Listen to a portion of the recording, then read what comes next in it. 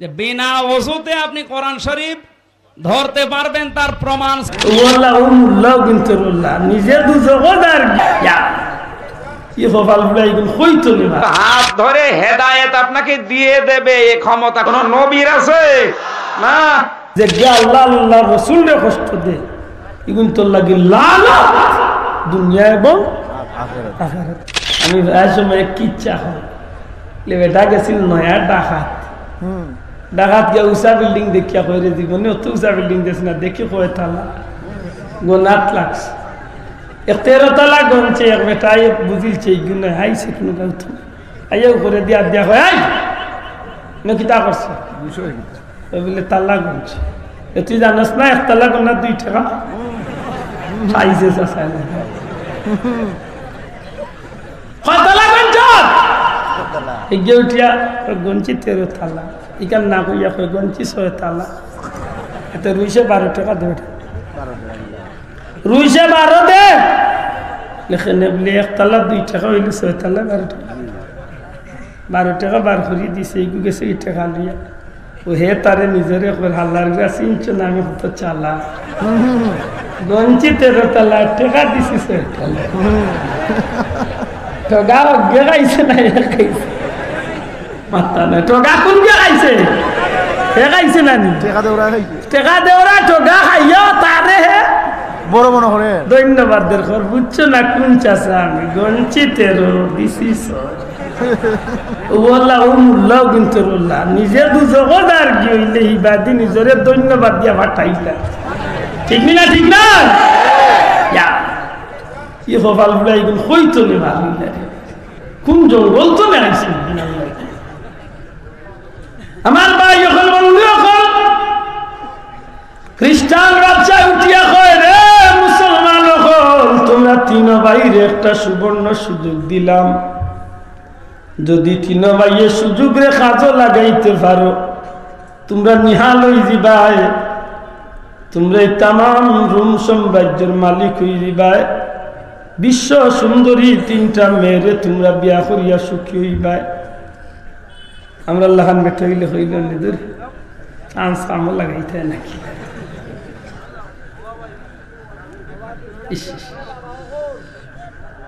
তিনটা বাইয়ে ডাক দিয়া কয় রুমার সম্রাট বহুত বড় স্পর্ধা দেখাই দিছ বহুত বড় কথা কইলিছ যদি সুযোগে থাকতো তাইলে তোমার জিহ্বা টান মারিয়া খাটিয়া দিতাম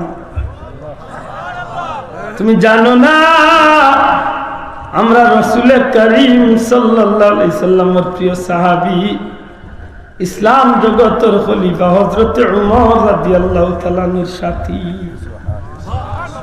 হে উমর সম্রাট তুমি জানো না বেতিল মুসলমানদের তুমি এমন কথা কইছো এই 3 মুসলমানের যদি তোমার একটু সুবিধা করতে পারতো টুকরা টুকরা করিয়া শেষ করতে আল্লাহর বন্দাগুলোর ইমানি তেজ দেখে আর সম্রাট অবাক হয়ে যায় বহুত নমুনায় বুঝানোর চেষ্টা করিয়া যখন 3 ভাই এই কথার মাঝে স্টিল হয়ে যায় আমরা জীবন দিমু তবু আমরা ইমান বিক্রি করতাম না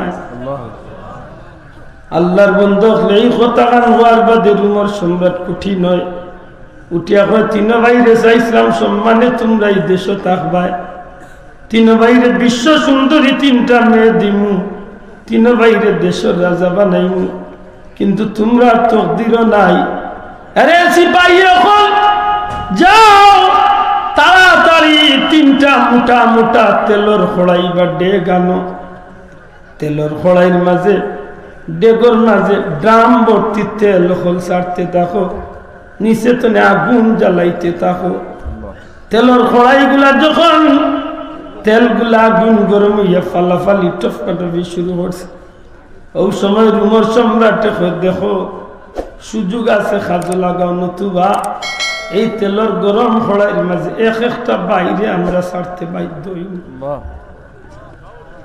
আমার ভাই এখন বন্ধু এখন কঠিন তবে কঠিন পরীক্ষা এই পরীক্ষা তো তারা জানা আছে নবীজির প্রিয় সাহাবী হযরত আম্মার ইবনে ইয়াসির রাদিয়াল্লাহু তাআলা পরিবারের উপরে যখন কঠিন নির্যাতন হইয়া যাইত আমার নবীজি প্রায় সময় খবর পাইতা।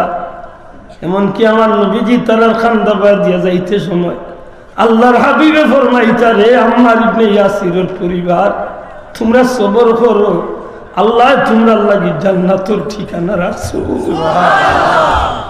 হযরতে সুমাইয়া রাদিয়াল্লাহু তাআলা আনহা কাফির মুশরিক হলে হাত তোর মাঝে পেরাক মারিয়া, পাওয়ার মাঝে পেরাক মারিয়া গাছর লগে আল্লাহর মন্দিরে রাখা হইত। মরুভূমির আগুন গরম বালুর মাঝে রাখিয়া বুকুর মাঝে পাথর চাপা দিয়া রাখা হয়। হযরতে সুমাইয়া রে কাফির হলে জিকায়, সুমাইয়া রে এত কষ্ট পাইরে, এর বাদেও মুহাম্মদুর রাসূলুল্লাহ সাল্লাল্লাহু আলাইহি সাল্লামের ধর্ম ছাড়তে নেয়নি। সুমাইয়া ডাক দিয়া কইন, কাফির হল শুনো, আমারে যদি টুকরা টুকরা করা হয়ে যায়, 100টা টুকরা যদি করো, আর এক টুকরার মাঝে যদি সুমাইয়ার জান থাকে, আল্লাহর কসম দিয়া কইলাম জান 100 বার যাইতো রাজি, তবু নবীর উপরে তুমি ঈমান করাইতাম না। নবীর আশিকদের এই বিষয়গুলো বড় মজবুত আছে। সুবহানাল্লাহ।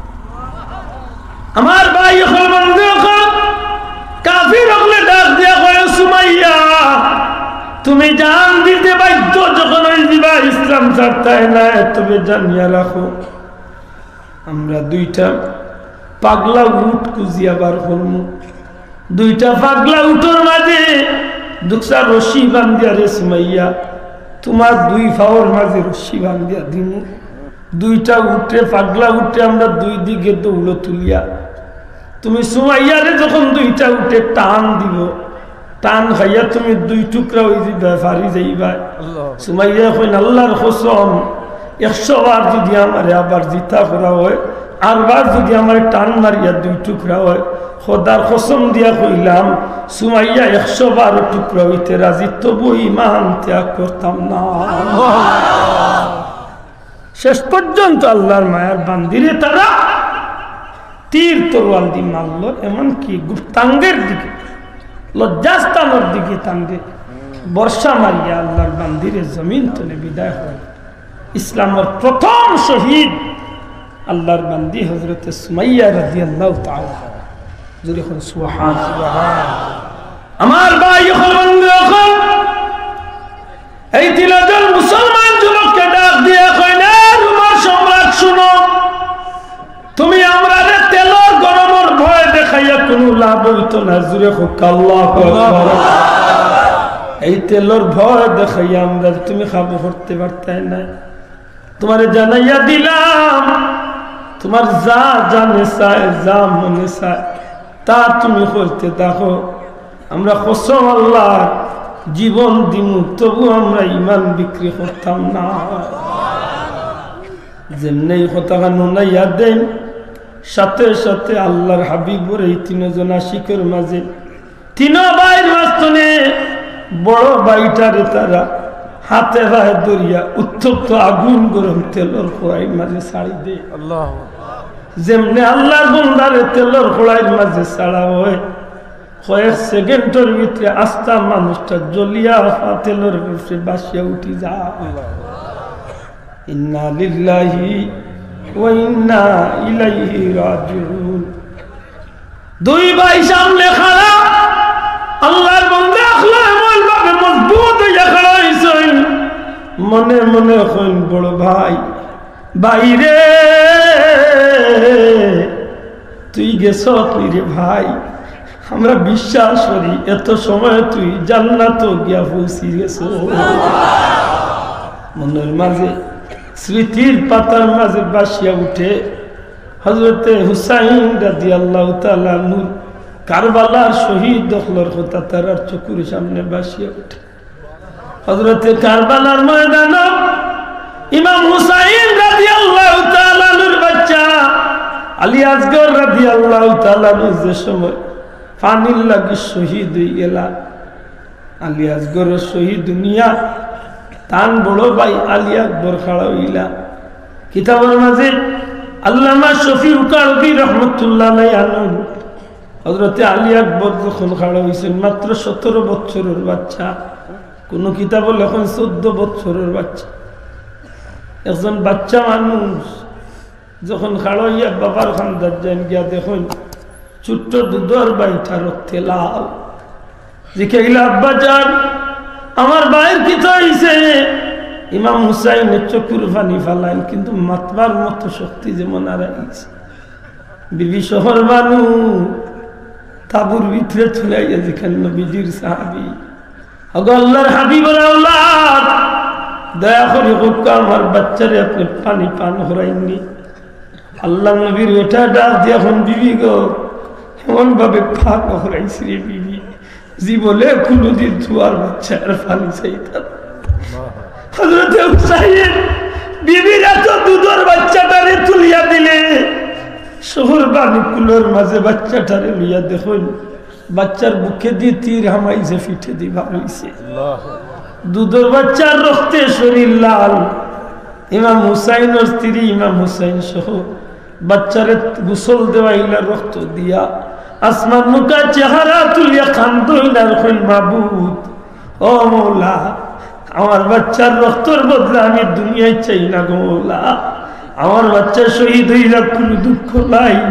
কিয়ামতের ময়দানে তোমার হাবিব আর উম্মত যে সময় দুজকি হয়ে যাইবা গো মৌলা, ওদিন আমার বাচ্চার রক্তের বিনিময়ে আমার নানা জানোর গুনাহগার উম্মত রে তুমি জান্নাতি পাবা গো। আমার ভাই যখন বন্ধু যখন হযরত আলী আকবর রাদিয়াল্লাহু তাআলা ডাক দিয়ে কইন আব্বা জান আমার দুধের ভাই আলী আসগর শহীদ হয়ে গেছে, আমি আর এই জমিনে বাঁচতে চাই না, দয়া করি আপনি আমার অনুমতি দেন, আমি যুদ্ধের ময়দানে যাইতে চাই। হযরতে আলী আকবর রে ইমাম হুসাইনে বুকুর লগে দরিয়া খান্দই ডাক দিয়া কইন আমার বাচ্চা তোমারে কিলা আমি কারবালার ময়দানে বিদায় দেই, কারণ তুমি জানো না আমার আওলাদ দখলের মাঝে আল্লাহ তোমারে এমন একটা চেহারা দান করছে। কিতাব লেখেন হযরতে আলী আকবরের চেহারার লগে আমার নবীজির চেহারার মিল আছে। আমার নবীজির চেহারা হুবহু বাস্তব কফি আসতে হযরতে আলী আকবর চকুর বালি বালাই ইমাম হুসাইনে খান দইলার কইল বাচ্চা আমার তোমারে আমি ময়দানে কিলা বিদায় দিব। নিরুপায়া বাচ্চাগুলো যখন ময়দানে বিদায় দেন ইমাম হুসাইন রাদিয়াল্লাহু তাআলা ডাক দিয়া কইন আল্লাহ আমার বাচ্চাগুলো তোমার হাওলা করিয়া দিলাম, আমার বাচ্চাগুলো তুমি ধৈর্যের মাধ্যমে কুরবানি হইবার সুযোগ করে দিও, বিনিময়ে কিয়ামতের ময়দানে নানা জানার গুনাহগার উম্মত রে তুমি আল্লাহ মাফ করে দিও। এই জমিন বড় ব্যতিক্রম। যারা আল্লাহর নামের মাঝে যারা মোহব্বত বা মজা পাই দিছে এটা মানুষ দুনিয়াত মৌতরে কোনো সময় ডরায় না, ঠিক নেই সাব মানুষের মৌতরে কোনো সময় ডরায় না। তারা ইচ্ছা থাকে যে যদি আমি শহীদ হইতে পারি তাহলে কিয়ামতের ময়দানে আমার এই মর্যাদা আমার জান্নাতুল উচ্চ মুকাম। আমার ভাই হল বন্ধু হল হযরত আলী আকবর শহীদ হয়ে গেলেন। নবীজির আওলাদ ইমাম হাসান রাদিয়াল্লাহু তাআলা আনহুর ছেলে হযরত কাসেম রাদিয়াল্লাহু তাআলা আনহু হাজির হয়। যে কাসেম ইমাম হাসান রাদিয়াল্লাহু তাআলা আনহুর বাচ্চা কাসেম যার লগে ইমাম হুসাইনের মেয়ে সকিনার বিয়া হইবার কথা আছিল। আমার বন্ধু হল যখন ইমাম হুসাইন রাদিয়াল্লাহু তাআলা আনহু কারবালার ময়দানে কাসেম রে দেখেন ডাক দিয়ে দেখেন কাসেম রে রে আমার কলিজার টুকরা বাচ্চা তুমি এখানে ইবাদ দিয়া চাচা যান আমি যুদ্ধের ময়দানে যাইতাম চাই। আহা দুনিয়ায় বহুত নিষ্ঠুরতা হয়েছে রে ভাই, কিন্তু কারবালার ময়দানের মতো এত নিষ্ঠুরতা পৃথিবীর কোনোদিন ঘটছেও না আর জীবনে। আমরা মনে সান্ত্বনা লইয়া আমরা ঘুরি যে আল্লাহর হাবিবর আওলাদ হলোর পক্ষর মানুষ যেন আল্লাহ আমরা বানাইছেন আল্লাহ যেন কবুল হোক আমিন। আজকে ওয়াজর মঞ্চে উঠিয়া মোল্লায় হযরত ইয়াজিদ রাদিয়াল্লাহু তাআলা আনহুর কোনো দোষ আছে? ইমাম হুসাইনও তো কম মানুষ দিয়া তাইনি গিয়া মোল্লা খেলে, ইয়াজিদ তো নিষ্পাপ আছে। আমি কারবালার ওয়াজ করা আমার বিষয় না, আমি জাস্ট একটা কথার বাস্তবতা বুঝাইতে পারি যে আমরা কোন সমাজে বাস করি।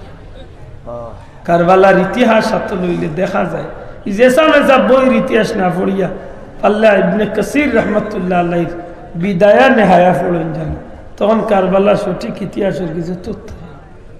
কারবালার যুদ্ধের বাদে এজিদে খুব বালা কাম করছিলেন, মাতই না খুব বালা কাম জানোই না হয়তো। কারবালা নবীর আওলাদ হলরে শহীদ করিয়া 3 দিন পর্যন্ত এজিদের শূন্য হলে নবীর আওলাদ হলর খাটা শরীরের যদি তারা গুড়া দৌড়াইছি, এরার পবিত্র শরীরে তারা মাটির লোকে মিশাইয়ার চেষ্টা করছে। 3 দিন বাদে নবীর বংশের মানুষের আতর মাঝে সুরে জেলা মানুষে বান্দিয়া লইয়া যায় কারবালার ময়দান তুলে। নবীর পরিবারের জান্নাতি মানুষ কিন্তু বান্দিয়া লইয়া দামেস্কত লইয়া যাইছে। হযরত সাইয়্যিদ ইবনে মুসাইয়্যিব রাদিয়াল্লাহু তাআলা নবীজির জলিলুল কদর সাহাবী আসলা, যেদিন ইয়াজিদের সিংহাসনে ইমাম জয়নুল আবদিন সহ নবীর পরিবারের বিবি হল যায়।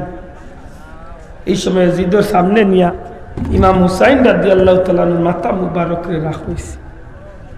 মাথা মুবারকর চুল মুবারকর উপরে ওলা দর্শিল আগ গুড়ার চড়ি দি গুড়া বাড়িয়াইবার বেদ দি ইমাম হুসাইনের টুটোর মাঝে ইয়াজিদে গুথা মারে। গুতা মারে আর উঠিয়া কয়, এ দামেস্কের মুসলমান হল দেখো আমার দুশ্মনের পরিণতি আজকে দেখো। যদি আমার বংশের মানুষ আজ থাকতো তাইলে দেখলো না নবীর পরিবারের বেতনে বদরের যুদ্ধের বদলাই আমি লই গেছি। নাউজুবিল্লাহ। ওই সময় হযরত সাইয়্যিদ ইবনে মুসাইয়্যিব রাদিয়াল্লাহু তাআলা চিৎকার মারিয়া উঠিয়া কয়, ইয়াজিদ ইয়াজিদ রে তুই যে টুটোর মাঝে বেত দিয়া বেয়াদবি করলে রে ইয়াজিদ, ইয়াজিদ রে আল্লাহর কসম খাইয়া কই রে ইয়াজিদ, আমি আমার নিজের চোখে দেখছি এই টুটোর মাঝে রহমতুল্লিল আলামিন অসংখ্যবার চুমা খাইছো। এই টুটোর মাঝে খুদ রাসূল পাক সাল্লাল্লাহু আলাইহি সাল্লামে অসংখ্যবার চুমা খাইতে আমার নিজের চোখে দেখছি।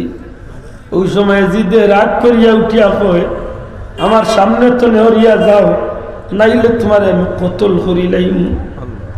হযরত সাইয়্যিদ ইবনে মুসাইয়্যিব ফরমায়, আমি ওই সময় কইলাম যদি আল্লাহ আমার এই ঘটনাখান দেখাইবার আগে মৌত করিলাইতো আমার বালা আছিল, না হয় ইয়াজিদে যদি আমারে খোল্লা খান উড়াইলি তো তবু আমার বালা আছিল। কারণ কিয়ামতের ময়দানে নবীজির সামনে আমি কোন মুখে গিয়া হাজির হইতাম।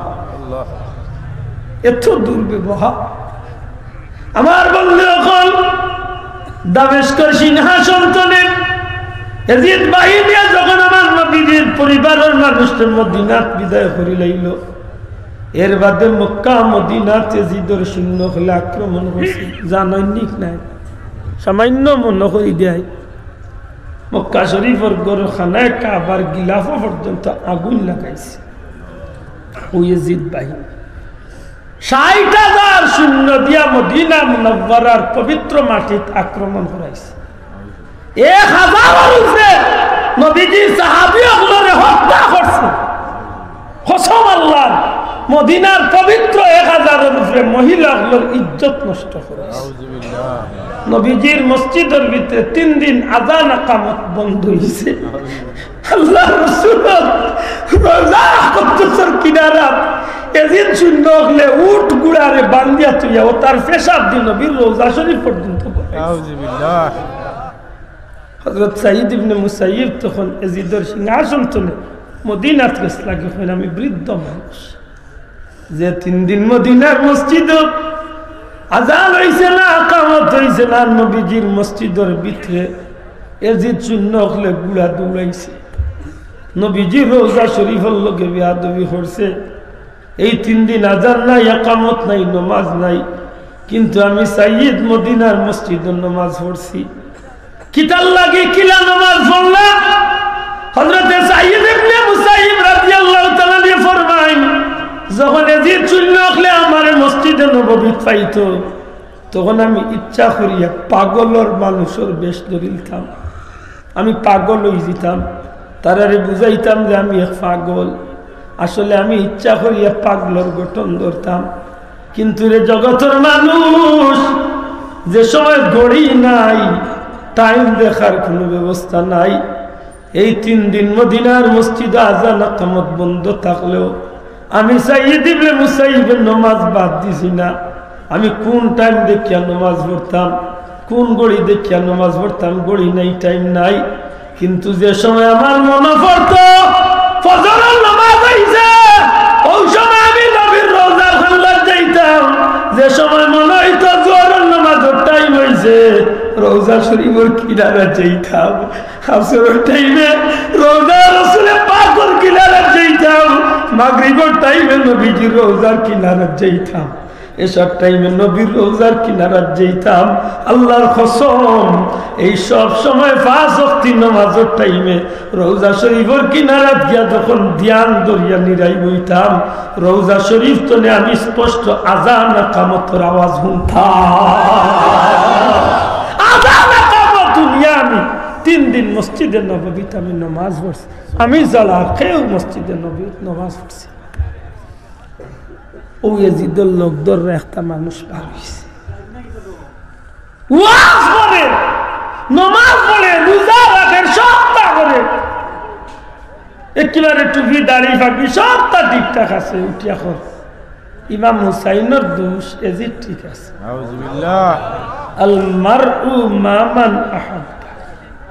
নবীজি ফরমাইন, যার লগে যার মহব্বত, তার লগে তার কিয়ামত। যার লগে যে মহব্বত রাখবো, তার লগে তার আসর হইব। হক ইমানে হক্কা। আমরা ইমাম হুসাইনের লগে মহব্বত না এজিদের লগে মহব্বত? আতুলিয়া হক্কা আমরা খান লগে মহব্বত। ইমাম হুসাইন রাদিয়াল্লাহু তাআলা লগে না এজিদের লগে। এর দায় আল্লাহ এজিদের বংশরে মাত্র 83 বছরের ভিতরে খতম হইছে।